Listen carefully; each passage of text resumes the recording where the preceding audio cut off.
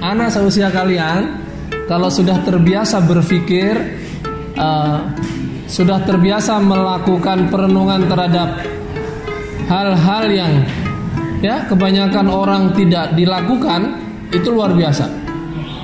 Saya salah satu orang yang menyesal kenapa dulu saya harus sekolah.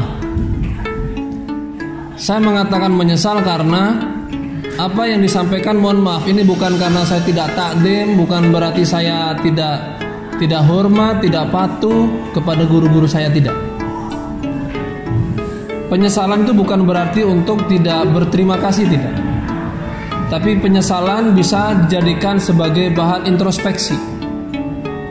Ketika saya masuk ke dunia itu, jangan sampai hal itu saya ulangi terhadap orang-orang yang saya temui lagi. Rata-rata dulu ketika saya sekolah sama kayak kalian, guru-guru saya itu menyampaikan materi yang sudah ada di dalam buku saya, materi yang sudah ada di buku-buku kalian. Kalau saya melakukan itu, maka akan tercipta manusia-manusia seperti saya lagi yang merasa menyesal kenapa dulu harus sekolah. Karena apa? Satu contoh misalkan, saya diajari bahasa Indonesia oleh guru saya, tapi saya tidak bisa menulis.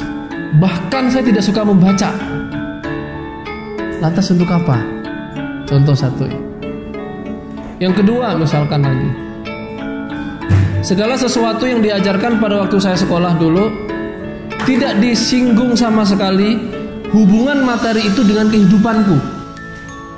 Hubungan materi yang disampaikan tersebut dengan sesuatu yang aku butuhkan dalam kehidupan. Contoh, kalian belajar tentang unsur intrinsik, ekstrinsik dalam karya sastra. Bisakah itu diaplikasikan dalam kehidupan nyata? Bisa nggak kira-kira itu menjadi tuntunan hidup kalian? Ketika kalian belajar tentang kalimat aktif, transitif, kalimat aktif, intransitif, kalimat eksposisi, kalimat narasi, kalimat persuasi, bisakah itu kalian aplikasikan dalam kehidupan nyata? Bisa nggak? Sejatinya bisa. Kenapa kalian mengatakan tidak bisa? Karena tidak pernah diberikan benang merah bahwa itu bisa dilakukan. Sampai sini paham nggak? Kalau saya tidak mengatakan unsur intrinsik, ekstrinsik, kalimat aktif, transitif, intransitif, teks eksposisi, narasi, persuasi, argumentasi dan sebagainya, kalau saya tidak pernah mengatakan kepada kalian itu tidak ada hubungannya dengan kehidupan, maka pemahaman kalian hanya mentok di meja ujian saja. Itu pun yang mentok di situ saja nilainya masih 6, masih 5. Jadi yang pikiran kalian hubungannya untuk kertas yang ada di depan saja, itu belum sempurna hasilnya. Bagaimana kalau saya sebagai guru tidak pernah memberikan benang merah bahwa semua materi itu ada hubungannya dengan kehidupan? Pasti Anda tidak akan bisa mengaplikasikan dalam kehidupan yang sesungguhnya. Sampai sini paham gak? Paham-pahamin aja. Kalian udah balik semua kan? Udah pernah mimpi basah semua kan? Udah kan? Nah, yang perempuan sudah haidah semua kan? Ada yang belum? Gak apa-apa, nanti kalau belum bisa main sama Danis.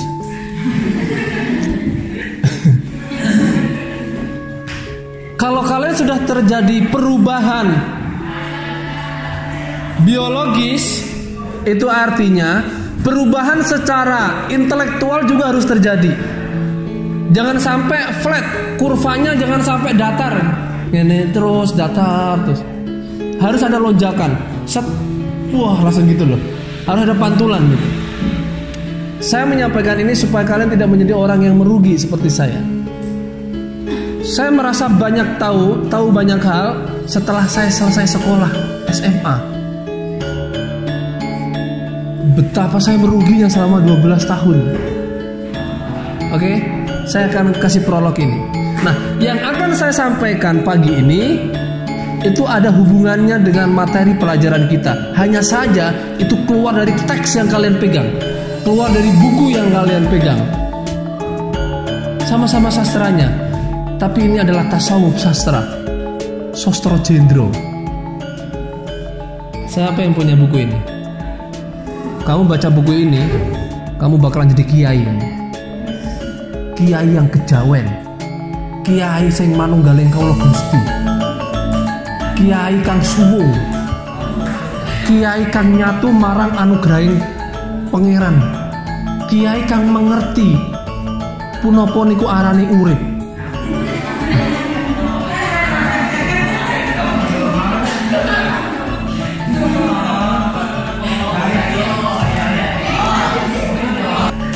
Kalau diterjemahkan ke dalam bahasa Indonesia tuh nggak enak, feelnya nggak dapet. Nasi pecel, kalian jualan di Belanda, namanya tetap nasi pecel, nggak akan diganti namanya nasi pocong, nggak enak, tetap nasi pecel. Orang Belanda mau menerjemahkan nasi pecel itu apa nggak bisa secara bahasa, tapi bagaimana menerjemahkannya secara rasa. Oh, pecel, yes pecel, gitu kan.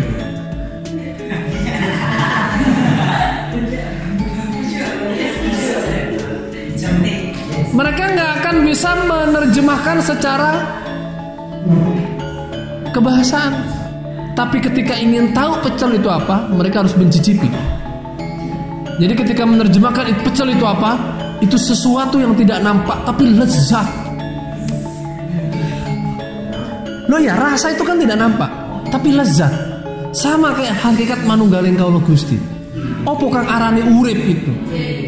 J. Nah iya, kita tidak bisa memaknai itu. Bahkan kita memaknai Tuhan aja kita nggak bisa loh. Tapi kita merasa ada, padahal tidak nampak. Tapi kita merasa ada, ya nggak? Kita bahkan merasa dekat, kita bahkan merasa sebagai kekasihnya. Itu loh yang saya maksud tentang hakikat yang akan saya sampaikan pagi ini. Sostro Jendro. Kalian baca buku ini, wah dahsyat. Senyummu itu akan merekah yang membuat orang tuh langsung pingsan melihatnya. Kalian tahu Dewi Kuan Yin di Lemkara Sakti? Kalian nontonnya Dilan sih. Dewi Kuan Yin perempuan yang sangat lembut, tidak petakilan dan sebagainya. Jadi kiai sama kayak di dalam kehidupan kita. Kalian menerjemahkan kiai itu pasti tidak akan jauh seorang yang lembut, seseorang yang santun, berwibawa. Nah, kita akan belajar itu melalui Sostro Jendro. Bacanya Sostro Jendro, bukan Sastra Jendra. Sostro Jendro. Saya akan membicarakan tentang dosa dan kejahatan melalui Sostro Jendro. Sostro Jendro itu salah satu aliran sastra yang berbau filsafat sedikit, tasawuf sedikit, kejawen sedikit. Jadi ada semacam kontemplasi, ada semacam percampuran disiplin ilmu, disiplin kebatinan. Itu indah. Dosa dan kejahatan. Kira-kira dua hal ini sama nggak?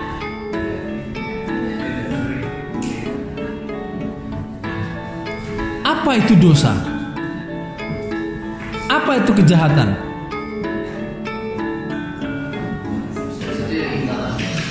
Kenapa, Ri? Dosa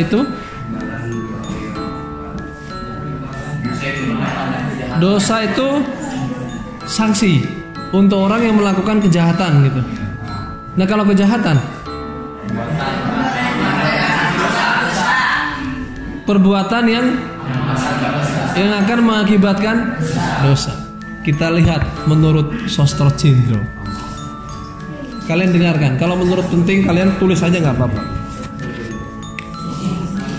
Dosa adalah tindakan yang tidak selaras dengan kasih murni. Ada dua kata di sini yang ini sebenarnya ajaran tasawuf, kasih murni. Kantongi dulu, nanti kita bahas itu. Segala tindakan yang dilakukan karena rasa iri hati, hasrat menguasai pihak lain, dan angkara murka lainnya, sehingga mengganggu keseimbangan dan merusak kehidupan makhluk lain adalah dosa. Oke? Itulah kejahatan. Tidak tepat pernyataan bahwa dosa adalah tindakan melanggar hukum susila yang dianggap berasal dari Sang Hyang Urip.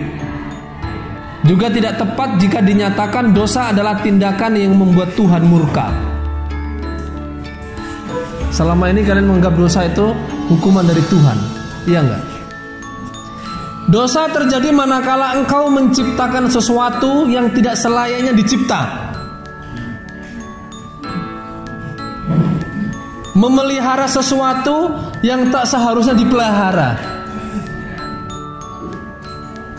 dan melebur sesuatu yang tidak seharusnya dilebur, sehingga terjadi ketidakseimbangan di jagat raya dan menimbulkan penderitaan bagi sesama. Itu dosa. Ini terjadi saat orang memutus hubungan dengan diri sejati, Tuhan artinya, dan membiarkan angkara murka menjadi landasan tindakan. Itu dosa. Pertanyaan berikutnya, apakah dosa dan kejahatan itu sama? Oke. Apakah semua dosa merupakan kejahatan? Apakah semua kejahatan akan berdosa? Oke. Saya ulangi. Apakah dosa dan kejahatan itu sama? Berikan jawaban yang mantap. Apakah dosa dan kejahatan itu sama? Saya ulangi. Apakah dosa dan kejahatan itu sama? Apakah setiap dosa adalah kejahatan?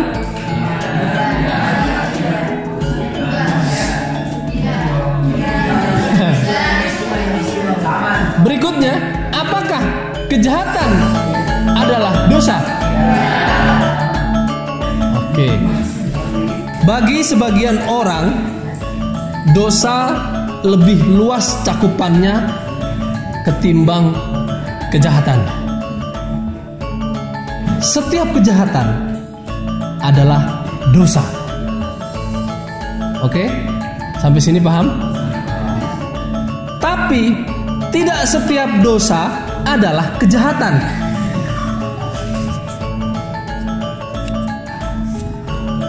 Bisa diterima? Oke. Saya permudah. Contoh, saya kasih contoh. Ada manusia melakukan ibadah tidak sesuai dengan syariat. Satu contoh ini. Tidak sesuai dengan tuntunan sunnah Nabi, sunnah Rasul, dan hukum-hukum fikih lainnya. Atau contoh lain, ada manusia yang menyembah bukan Tuhan, bukan Tuhan sesungguhnya, bukan Allah. Dosa enggak itu? Apakah itu kejahatan? Bukan. Sampai sini paham ya? Oke. Dua contoh tadi bagi sebagian orang itu adalah dosa, tapi tidak termasuk kejahatan. Termasuk kita akan menafsirkan seperti itu, bukan? Oke. Tindakan itu disebut dosa karena membuat Tuhan murka meski tidak mengganggu dan merugikan siapapun. Tapi Tuhan sendiri tidak punya sifat murka. Lantas bagaimana definisi tentang dosa? Tuhan itu bukan zat yang maha murka. Ya, saya ulangi lagi. Saya lanjutkan. Yang ada di masyarakat, ada banyak tindakan manusia yang dianggap dosa karena melanggar kesusilaan terkait dengan cara berpakaian, cara sembahyang, sholat, bahkan hubungan antara perempuan dan laki-laki. Padahal itu semua sesungguhnya bukan dosa. Saat titahnya yang ditangkap manusia melalui guru sejati, guru sejati itu siapa? Tuhan, dilanggar, dia tetap dalam kesubungan, tak ada marah, benci dan dendam. Mau sholat, mau kagak, Tuhan tuh gak marah. Tuhan tuh gak marah. Dan Tuhan gak ingin disembah, karena memang saatnya kita harus menyembah. Dosa adalah perbuatan jahat, yaitu perbuatan yang didasari angkara murka dan membuat orang lain menderita. Ini dosa apa kejahatan?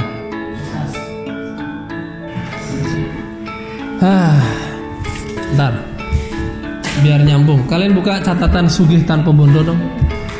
Sugih Tanpa Bondo. Masih nyimpan?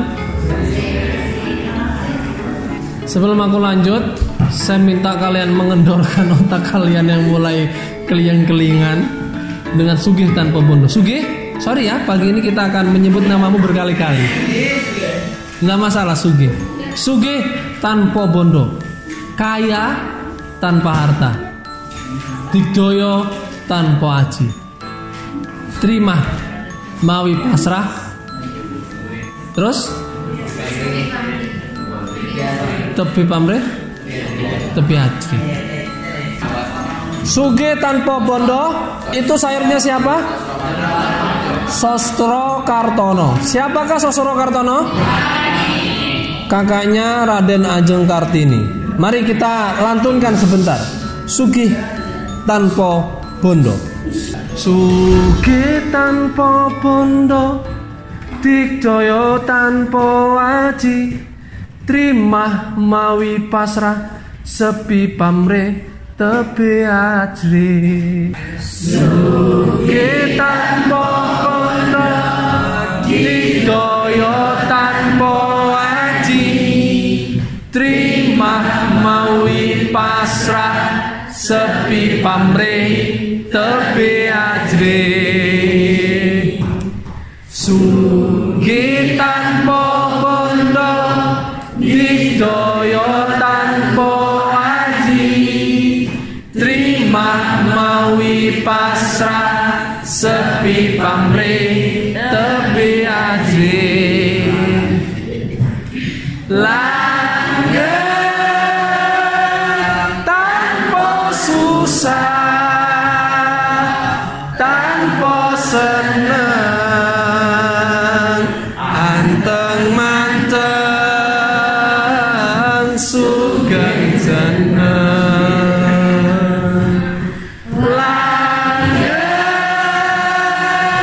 tanpa susah, tanpa seneng, anteng manteng sugeng jeneng. Sugih tanpa bondo, digdaya tanpa aji, trimah mawi pasrah, sepi pamrih tebi ajri. Sugih tanpa bondo, digdaya tanpa aji, trimah mawi pasrah, sepi pamrih tebi ajri. Langgeng tanpa susah, tanpa seneng, anteng manteng sugeng jeneng. Langgeng tanpa susah, tanpa seneng, anteng manteng sugeng jeneng. Asik. Di dalam buku Sostro Jendro yang ditulis oleh Setyo Hadjar Dewantoro, kalian harus baca itu karena buku Sosro Jendro mengajarkan tentang kesempurnaan jiwa. Kalian diajari untuk memanai hakikat hidup dari sudut pandang filsafat sastra Jawa. Itu keren. Jadi kalian harus banyak literatur untuk memperkaya hasanah ilmu pengetahuan. Termasuk lagu tadi apa judulnya? Sugih Tanpa Bondo. Itu mengajarkan kita tentang kesempurnaan jiwa. Sugih tanpa bondo, digdaya tanpa aji, trimah mawi pasrah, sepi pamrih tebi ajri, yang ditulis oleh Sosro Kartono, kakaknya Raden Ajeng Kartini. Oke, saya kira ini yang ingin saya sampaikan. Semoga dari materi sastra kita yang saya tarik lebih luas lagi kontennya, kalian mendapatkan hal yang bisa diterapkan dalam kehidupan nyata. Sastra itu penting, ya. Sastra itu penting. Tergantung dari sudut pandang mana kita melihatnya. Kalau kalian melihat dari sastra populer atau pop culture, budaya pop, maka yang kamu ketahui ya semacam Dilan gitu tuh, ayat-ayat cinta yang mengajarkan ya cinta-cintaan. Terus apalagi novel-novel lope-lope dan sebagainya. Itu tidak akan menambah hasanah keilmuan kalian, justru akan membuat kalian gelisah. Kurangi bacaan-bacaan seperti itu supaya jiwamu sempurna. Ya, jiwamu sempurna. Boleh baca seperti itu, boleh, tapi porsinya harus lebih sedikit daripada bacaan-bacaan yang membuat kalian bertambah wawasannya. Begitu ya.